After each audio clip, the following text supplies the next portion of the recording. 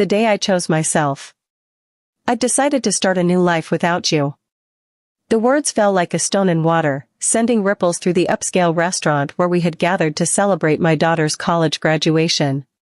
My husband of 28 years, Gregory, stood with his champagne glass still raised, having hijacked the toast meant for our daughter, Amelia. Silence swept through the room. Silverware froze mid-air, conversations died unfinished, and 50 pairs of eyes turned toward me, waiting for the drama to unfold. Tears? Screaming? A storming exit? I gave them none of it. Instead, I smiled. Congratulations on your honesty, I said with surprising calm. My name is Bianca Caldwell. I am 54 years old. And until that moment, I had played the role of devoted wife and mother with grace and precision. I put my own dreams on hold to support Gregory, through 3 failed businesses, 2 career overhauls, and countless finding himself phases. I was the constant, the glue. I was the one who saved for Amelia's future, kept the house warm, held our world together while he searched endlessly for purpose. Amelia, radiant in her cap and gown, sat frozen beside me, her expression a blend of confusion and horror. She had worked so hard to earn this day. This celebration was supposed to be hers. Yet her father had stolen it with 9 words that shattered the illusion we had all lived under. At a table tucked in the back, Cassandra Wells, Gregory's much younger companion, shifted uncomfortably in her seat. Her presence was an open secret. Once, she had come to me for career advice, attended our Christmas parties, laughed in our living room. Now, she was part of the betrayal I had quietly uncovered. With deliberate grace, I reached into my handbag and removed a sealed, cream-colored envelope. I placed it beside Gregory's plate. "What's this?" he asked, his confident smirk faltering. "Something for you to read later," I replied, voice steady. I turned to Amelia and kissed her cheek. "I am so proud of you, sweetheart. Today is still yours." Then I stood, smoothed my navy dress, and addressed our stunned guests. "Please, enjoy your meal. I wish you all a lovely afternoon." Without another word, I walked out, head held high. The heavy restaurant door swung shut behind me, silencing the roomful of murmurs. The summer heat wrapped around me like a bomb. For the first time in years, I could breathe. Behind me, the door crashed open. "Bianca!" Gregory's voice rang out, no longer smooth and composed but frantic. "What the hell is this? What have you done?" I kept walking. A small smile tugged at my lips. He had no idea that the envelope I left contained the beginning of a reckoning he would not forget. For months, I had been preparing. While he plotted his escape with Cassandra, I traced every financial misstep, every hidden transfer, every deceit. 20 years of managing our household finances had taught me where to look. Gregory, in his arrogance, believed he could deceive me unnoticed. I saw the small withdrawals first, money funneled quietly into an unfamiliar account. Then came the luxury purchases, the expensive dinners, the real estate listings for beachfront homes. All while he claimed we needed to tighten our belts. The final confirmation came in the form of careless text messages on his unlocked phone. He wrote of their new life together, their freedom, and their plans for the day after Amelia's graduation. He had waited, he told Cassandra, so as not to ruin her big moment. What he failed to realize was that I, too, could plan. I remembered the prenuptial agreement he had insisted on 28 years ago, back when I had more family wealth than he did. Ironically, it was meant to protect him. But in a twist of poetic justice, it held a clause he had forgotten, one tied to fidelity. Armed with records, screenshots, and statements, I consulted attorneys. I built my case. I filed divorce papers quietly and precisely, timed perfectly for the morning of Amelia's graduation. He would not see it coming. I did not return to the restaurant. I drove instead to the colonial house in Augusta's historic district, our home for the past 15 years. The very home Gregory had promised to Cassandra in one of his messages. The driveway was empty. Inside, the familiar stillness greeted me, the family portraits, the heirloom clock that had belonged to my father, the worn couch where we once dreamed side by side. Nothing had changed. And yet, everything had. I climbed the stairs to the master bedroom. In the back of the closet were Gregory's suitcases, already packed. He had planned to leave the next day, after the festivities. Always so tidy with his belongings, but careless with hearts. My phone buzzed endlessly. Messages from friends who had sat at our table. Some apologized. Some feigned shock. A few were just curious. Let them talk. I stood at the window, looking out over the garden I had planted myself. For years, I nurtured everything and everyone but me. That ended today. I didn't shed a tear. Not because I wasn't hurt, I was. I grieved the years I gave, the moments I can't get back, the woman I had silenced within me. But today, I chose myself. I chose a future on my own terms. I chose freedom, not the kind Gregory ran toward, but the kind that comes from knowing your worth and walking away from anything that diminishes it. And as the sun dipped low in the sky, casting gold across the yard, I realized, this was not the end. It was the beginning. Continuation, the unraveling. From Amelia, even from my sister Diana, who had flown in for the graduation, I responded only to my daughter. I'm okay. This isn't your burden to carry. Enjoy your day, we'll talk tonight. I love you. I had shielded Amelia from the truth for months, determined not to eclipse her final semester with our turmoil. She would be angry that I kept this from her, but she would understand. Amelia had inherited my practicality and her father's charisma, a combination that served her well, evident in her graduating with honors. 3 hours later, Gregory's car roared into the driveway. The door slammed open. Bianca, he shouted, voice echoing through the halls. Where are you? I sat in the living room, calmly reviewing documents on my laptop. I closed it as he stormed in, face flushed, clutching the cream envelope. What is the meaning of this? He demanded, waving the papers. You served me with divorce papers today of all days. I thought it aligned nicely with your plans, I replied evenly. You wanted a new life, I'm simply helping facilitate the transition. You had no right to. I had every right, I interrupted, voice steady. Just as you had every right to choose Cassandra. We all make choices, Gregory. He sneered. The prenuptial expired years ago. I allowed myself a small, triumphant smile. Actually, Section 12 specifically states that the fidelity clause remains in effect for the duration of the marriage. Your lawyer should have explained that. Oh wait, you didn't consult one, did you? Color drained from his face as the reality settled in. The very agreement he had insisted upon to protect his future had become his undoing. He would lose the house, the Savannah property, his share of retirement, everything. You can't do this to me, he murmured, collapsing onto the couch. We built this life together. I did not end it in the way you planned, I said quietly. But I ended it nonetheless.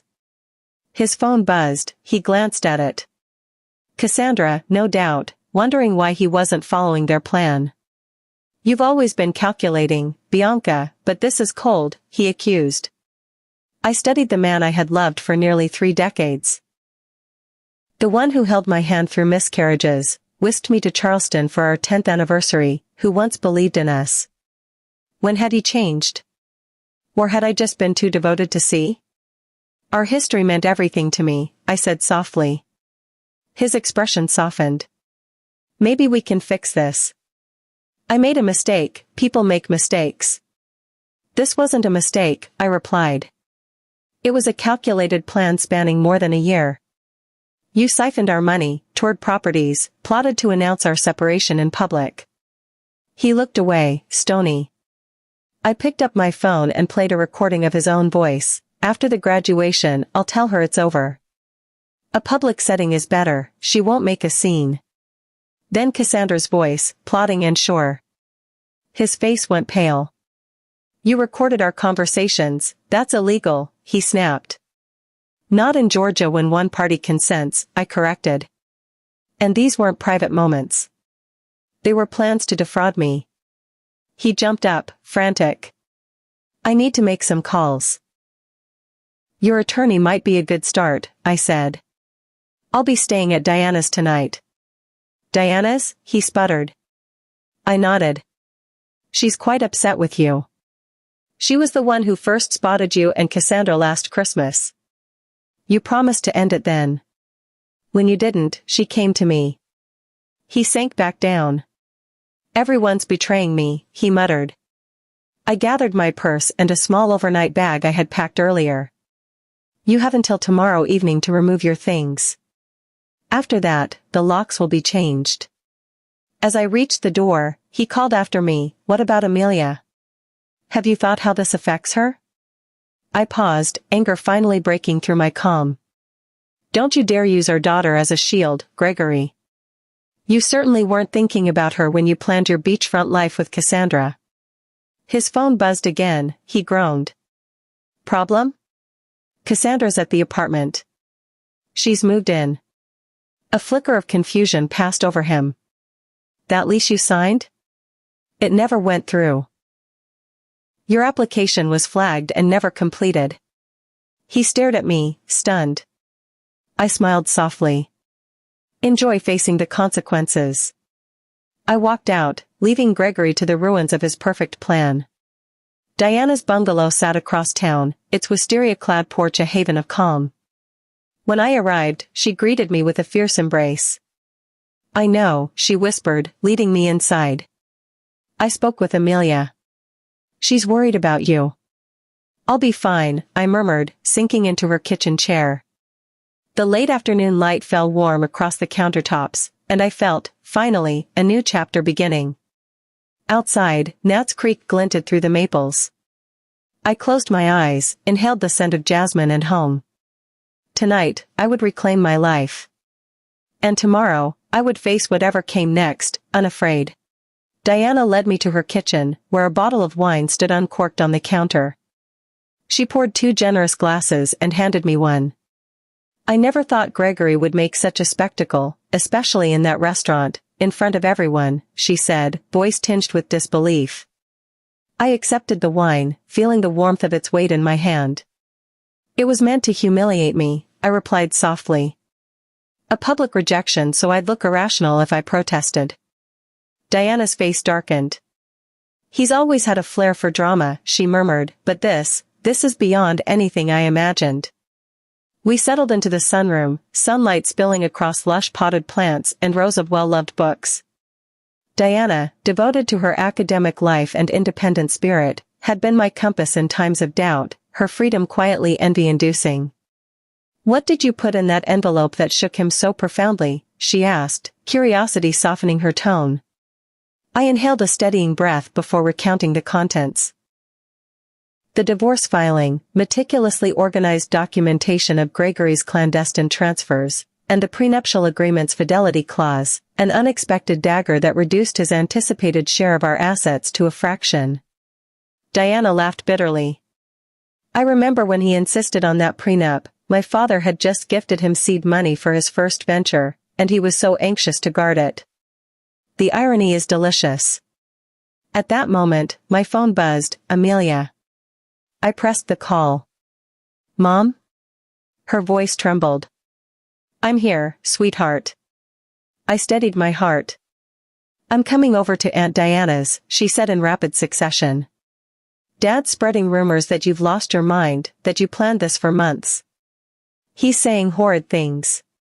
Let him speak, I said firmly. Time will reveal the truth. 20 minutes later, Amelia arrived, still in her cap and gown, tears dampening her cheeks. She threw herself into my arms, sobbing as she once did after childhood nightmares. Why didn't you tell me? She whispered against my shoulder. I didn't want to overshadow your final semester, I explained. You've earned every moment of today.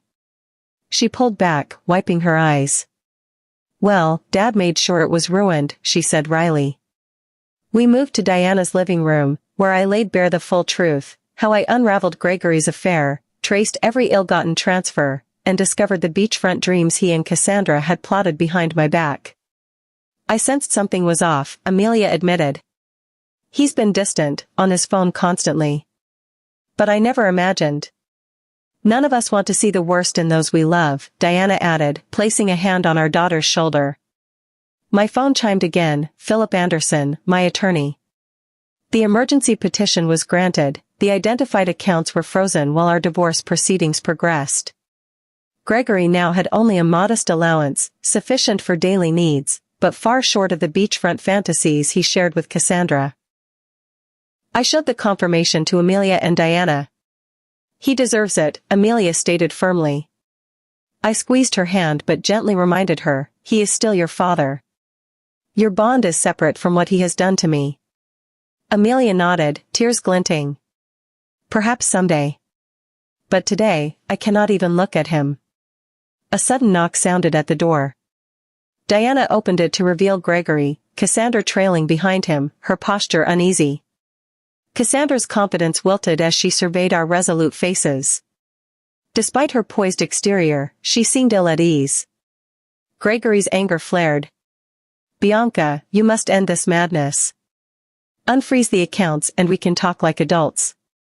Amelia rose, positioning herself protectively before me. Maybe you should have been reasonable before you made your announcement at my graduation, she said, strength sharpening her voice. Gregory whirled toward her, startled. This doesn't involve you. It involves me, she shot back. You shattered our family on my special day. And that affects me. Cassandra placed a tentative hand on Gregory's arm. Maybe we should go. He shook her off.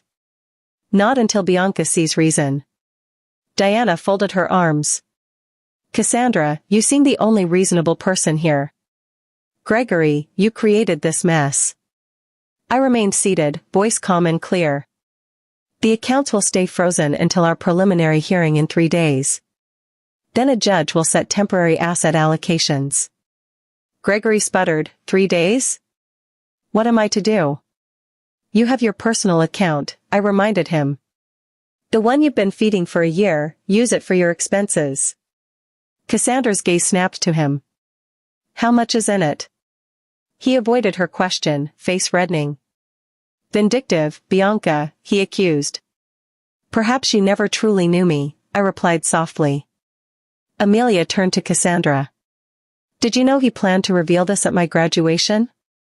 Cassandra's voice was small. I thought it would be private between your father and me. I didn't realize. Gregory's look of betrayal revealed the first cracks in their alliance. Diana's voice rang out, I think you both should leave. Amelia has endured enough today. Gregory pleaded with our daughter. Relationships evolve. People drift apart. Amelia's gaze hardened with mature resolve. What I understand is that you're a coward. In the hush that followed, I felt the final weight lift from my shoulders. My daughter stood beside me, strong, unbowed, and together, we faced the future we would forge anew. Before everything fell apart, we were a family, at least, that's what I believed. I spent years sacrificing for a dream that wasn't truly mine, working 2 jobs to help pay for textbooks, groceries, and life's relentless demands. I trusted Gregory when he said money was tight. I believed him when he said we were in this together. But betrayal has a scent, it creeps in slowly, thick like smoke, until it chokes you. What I understand, I said, voice trembling but firm, is that you're a coward who couldn't even give Mom the dignity of a private conversation. Gregory flinched, taken aback by the sharpness of my words. Amelia stood beside me, her expression a mask of hurt and anger. What I understand, she echoed, is that you were stealing from our family while I was working double shifts to help with bills. You told us money was tight, Dad. That's not how it was? He opened his mouth to protest, but Amelia cut him off sharply, her voice rising with every syllable. It's exactly how it was.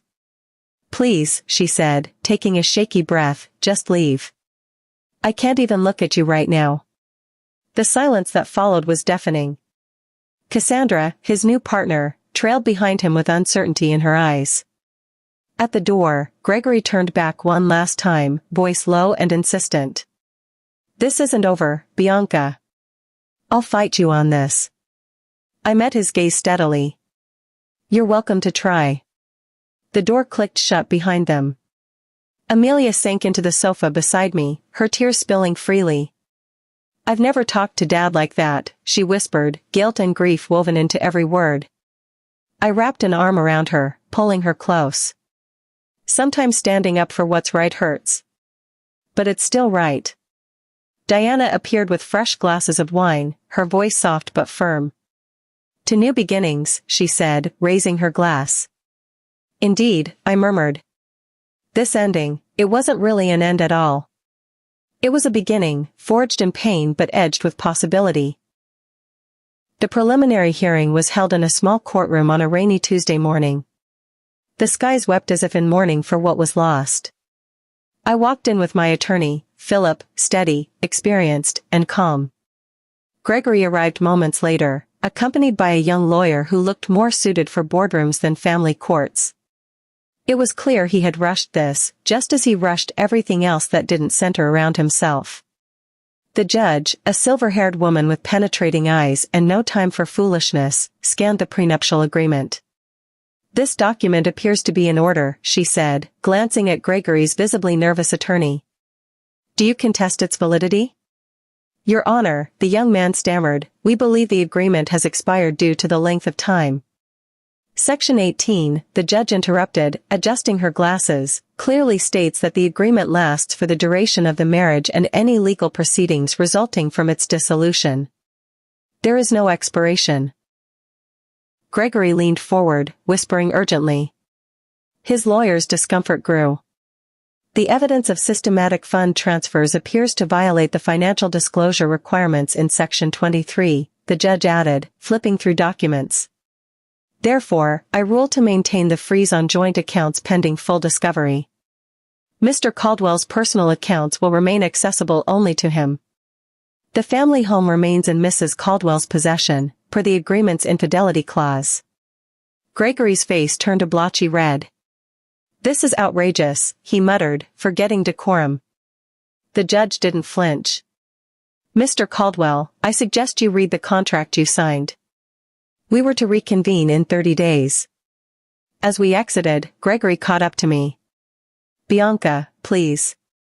We need to talk about this reasonably. 28 years, that has to mean something." "It meant everything," I said quietly. "Until you decided it didn't." And I walked away, leaving him to the echo of his own decisions. Word spread quickly.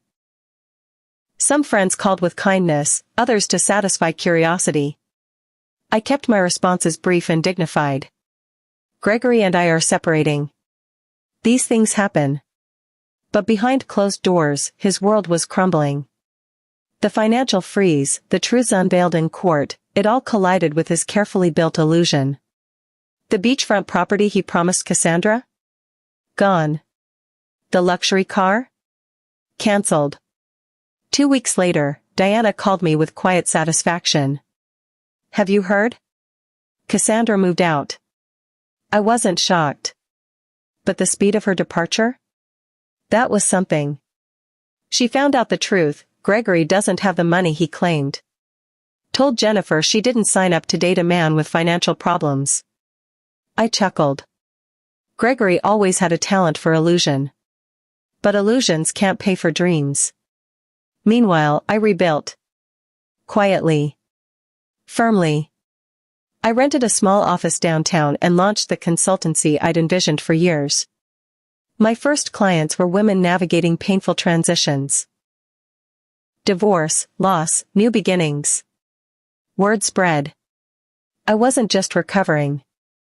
I was thriving. Amelia, now working in Charleston, called often. "I'm so proud of you, Mom.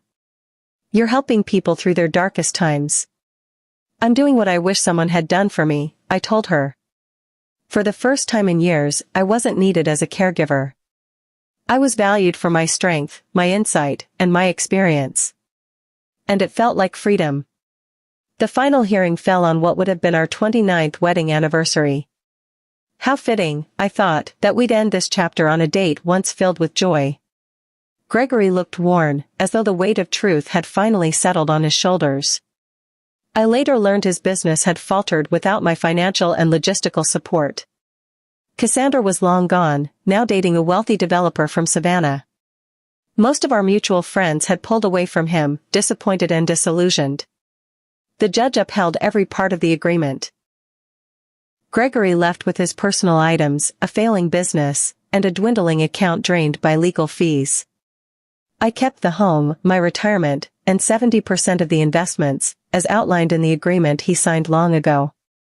The justice felt quiet. Poetic. Fitting.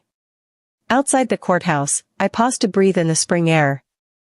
It smelled of rain and renewal. This wasn't just the end of a marriage. It was the beginning of a life I built on truth, courage, and a love for myself I had long neglected. And that life, finally, was mine. The very document Gregory had once insisted upon, crafted with cold precision to protect his interests, had now become his undoing. The prenuptial agreement he once waved like a shield was the very blade that severed our ties. Justice, though slow and deliberate, had finally spoken. As we exited the courtroom into the filtered sunlight of late spring, Gregory approached me one last time. He looked smaller somehow, not physically, but spiritually. As though life had finally caught up to him. I made a terrible mistake, he said, his voice stripped of bravado, hushed like a man confessing to a priest. I looked at him for a long moment. This was the man I had once loved, once trusted with every part of my being. But that man was gone, buried beneath years of deception and self-interest. Is there any chance we could, he began, but I stopped him gently. No, I said, soft yet unwavering. That door is closed. He nodded slowly, the truth finally settling in his eyes like dust after a storm. I understand, he said, and, for the first time in years, I believed he meant it. His next words came softly, almost like a prayer. I hope you find happiness, Bianca. You deserve it. It was, perhaps, the first honest thing he had said to me in a very long time. 6 months passed. Caldwell Financial Transitions, the consultancy I'd founded with quiet hope and cautious ambition, was thriving beyond what I had imagined. I had outgrown the modest office where it began, moving into a sunlit suite downtown. The walls were warm with muted golds and soft blues, filled with plants and artwork chosen to calm and empower. I had hired 2 associates, both women, both fierce, both survivors in their own right. We specialized in helping women navigate the stormy seas of financial upheaval, divorce, loss, retirement, reinvention. We didn't just offer services, we offered sanctuary. Amelia visited often, her laughter echoing through the halls like sunlight breaking through clouds. She had taken to bringing lunch when she could sneak away from her marketing firm in Charleston. You know what's ironic? She said one afternoon, perched on the edge of my desk, a sandwich in one hand and a sparkle in her eye. If Dad had just been honest from the beginning, he might have kept half of everything. I smiled sadly. Sometimes people can't see past what they want in the moment, I replied. They mistake control for love. Power for respect. And in the end, they lose what mattered most. I no longer thought of myself as just Gregory's wife or Amelia's mother. Those roles, while precious, had once defined me entirely. Now, I had become something more: mentor, business owner, advocate. The envelope I had handed Gregory that day in the restaurant, months ago, hadn't just been a legal notice or an escape plan. It had been the first brick in the path to freedom. That folded paper had been a key to a door I never knew existed. And behind it, I didn't just find revenge. I found reinvention. I found strength. In securing my financial future, I had reclaimed something far more valuable, myself. Spring returned again, gentle and golden. The house was quiet that morning, sunlight spilling across the kitchen floor, a breeze teasing the curtains. I stood at the counter, coffee in hand, listening to the world wake up. A letter had arrived the day before, from a woman I'd worked with in those early days of my practice. She wrote about how the consultancy had changed her life. How my guidance had helped her leave a painful situation. How she had started her own business and found her voice again. I read the letter twice, then set it down beside a framed photo of Amelia and me from last Christmas. My eyes filled, not with sadness, but with gratitude. This life wasn't what I had planned all those years ago. It wasn't the life I imagined when I stood at an altar, hopeful and in love. But in many ways, it was more. It was real. It was mine. And it had just begun.